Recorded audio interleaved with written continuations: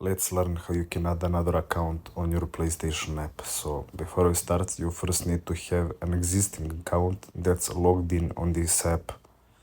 So now when you know it, you need to open it. On this play section, you want to go to this settings, tap on it. Here you want to scroll down a bit and file family management. You want to click on it.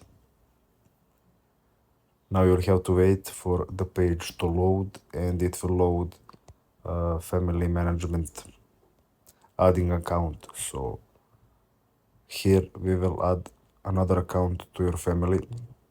So this will be your page. You want to click on setup now and open the browser.